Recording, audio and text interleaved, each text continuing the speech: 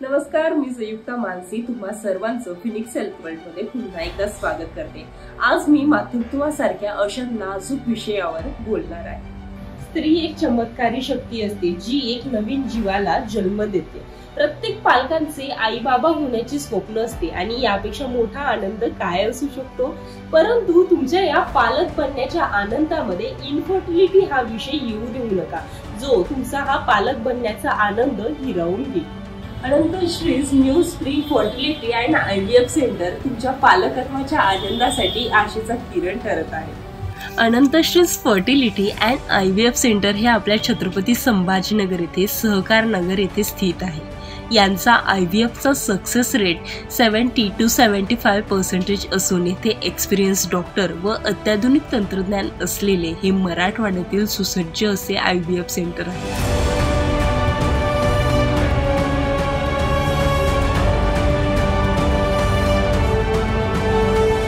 आणि हो, वंध्यत्वाचा प्रॉब्लेम असलेल्या जोडप्यांसाठी New Spring fertility and IVF सेंटरने जागतिक IVF डे निमित्ताने नोंदणी करणाऱ्या पहिल्या 5 भाग्यवान जोडप्यांसाठी IVFच्या प्रोसेसवर 35% सवलत दिली आहे। ही ऑफर 5 ऑगस्ट 2024 पर्यंत लागू असणार आहे। IVF ही खूप सेन्सिटिव्ह प्रोसेस आहे। यासाठी वर्ल्ड क्लास लॅबोरेटरी असणं फार गरजेचं असतं आणि हेच स्टेट ऑफ आर्ट असलेले सुसज्ज ऑपरेशन थिएटर मराठवाड्यात केवळ new Spring fertility and IVF centre येथे उपलब्ध आहे।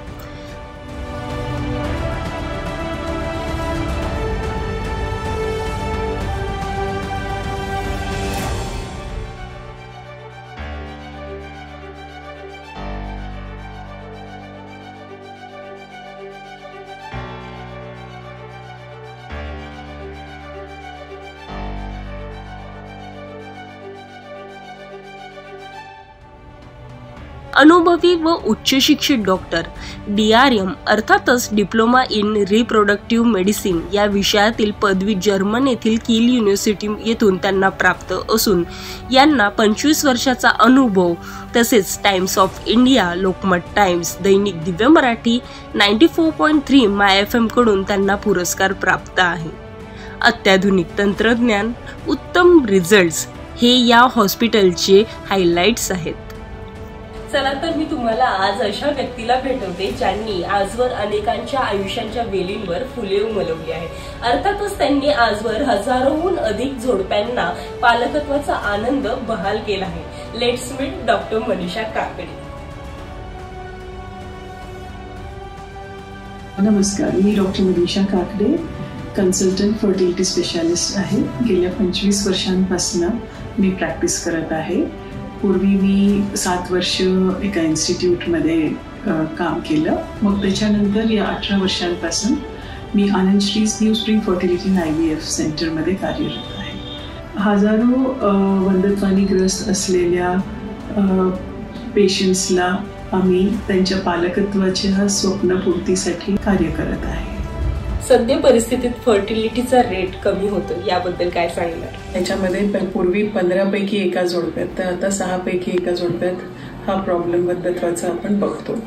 आणि त्याच्या मागचे मेन जे कारणं आहेत तर ते असे आहेत की झोप व्यवस्थित होत नाही, एक्सरसाइज करायचा कंटाळा करतात, मग जंक फूडकडे ही पिढी खूप जास्ती जातीये, मग मॅरेजचं एज पण वाढत चाललेलं आहे आणि स्ट्रेसमुळे, वर्कमुळे स्ट्रेस पण वाढत चाललंय, त्याच्यामुळे पण हार्मोन्स डिस्टर्ब व्हायला लागतात आणि प्लस मोबाईलचा वापर, लॅपटॉपचा वापर, तर कॉन्स्टंटली ह्याचे जे रेडिएशन्स आहेत ते सुद्धा खूप हार्मफुल ठरत आहेत आणि वंध्यत्वाकडे ही पिढी जास्त जातात। येस, आपल्याकडे इन्फर्टिलिटीसाठी कोणकोणत्या उपचार पद्धती उपलब्ध आहेत? आपल्याजवळ पहिले तर आपण नॅचरली म्हणून पण काही फॉलिक्युलर स्टडी आणि timed intercourse with some medicines असं ट्राय करतो। मग IUI ही पद्धत आपल्याजवळ आहे, IVF, ICSI ह्या पण प्रोसिजर्स आपल्याकडे आहे। मग अजून आधुनिक म्हटलं तर टेसा ICSI किंवा मग डोनर पण इन्सेमिनेशन, इंट्रायुटराइन इन्सेमिनेशन, मग डोनर एग्स पण उपलब्ध असतात आणि आपल्याजवळ क्रायो बँक पण आहे। त्याच्यामुळे आपल्याजवळ क्रायो प्रिझर्वेशन पण होतं, तर त्याच्यामध्ये एग फ्रीजिंग, एम्ब्रिओ फ्रीजिंग आणि स्पर्म फ्रीजिंग ह्या टेक्निक्स पण त्याच्यामध्ये आपण करू शकतो। मॅम IUI आणि IVF मध्ये नेमका काय फरक आहे? दोन्ही प्रोसिजर्समध्ये खूप डिफरन्स आहे. असं समजून घ्या की जी IUI ची प्रोसेस आहे ती ऑलमोस्ट नियर टू नॅचरल अशी प्रोसेस आहे, ज्याच्यामध्ये आपण काय करतो, पुरुष बीज घेतो, आपल्या लॅबमध्ये व्यवस्थित प्रोसेस करून एक छोट्याशा कॅथेटरच्या मदतीने युट्रसमध्ये, गर्भाशयामध्ये सोडून देतो. मग तिथून पुढे स्पर्मनी जाऊन एगला फर्टिलाइज करणं, प्रेग्नन्सी तयार होणं, एम्ब्रिओ तयार होणं, तो जाऊन गर्भाशयामध्ये रुजणं, हे सगळं काही नॅचरली होणार आहे. तसंच मग जी IVF ची प्रोसेस आहे किंवा ICSI ची प्रोसेस आहे, ह्या प्रोसेसमध्ये दोन्ही स्त्री व पुरुषचे जे स्त्री बीज आणि पुरुष बीज आहेत ते आपण आपल्याकडे लॅबमध्ये घेतो आणि जी प्रेग्नन्सी तयार केली जाते, जे फर्टिलायझेशन करायचं आहे या दोन्हीचं, ते आपण आपल्या लॅबमध्ये करतो. असं ह्या दोन्ही प्रोसेसमध्ये डिफरन्स आहे. ओके मॅम, अनेकांच्या मनात प्रश्न असतो की IVF प्रोसेस नेमकी कशी असते, याबद्दल काय सांगणार? संयुक्त ही पहिले तर सगळ्यात खूप सिम्पल अशी प्रोसिजर आहे. ओके.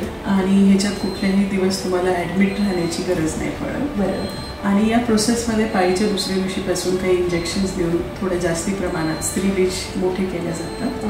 मग ते शरीराच्या बाहेर काढताना आपण एक शॉर्ट GA मध्ये ही प्रोसेस करतो आणि ही प्रोसेस झाल्यावर 5 ते 6 तासांनंतर पेशंटला घरी जाता येतं. मग स्त्री बीज आपल्याजवळ जे मिळतात पुरुष बीजांसोबत, त्यांच्या हजबंडच्या बीजांसोबत, आपण त्याला फर्टिलाइज करतो. फर्टिलाइज केल्यावर जे एम्ब्रिओज तयार होतात त्याला 3 दिवस कल्चर करून आणि मग आपण एम्ब्रिओ ट्रान्सफर करतो. एम्ब्रिओ ट्रान्सफरच्या नंतर साधारण 14 दिवसात आपण त्याला एक सपोर्ट देतो, न्यूट्रियल सपोर्ट, आणि त्याच्यानंतर मग आपण टेस्ट करून बघतो की ही टेस्ट पॉझिटिव्ह आली की नाही आली. तर असं किमान महिन्याभराची प्रोसिजर आहे, पण पेशंट इझिली सहन करू शकतो अशी प्रोसिजर आहे. खूप घाबरण्याची वगैरे अशी काही प्रोसेस नाही.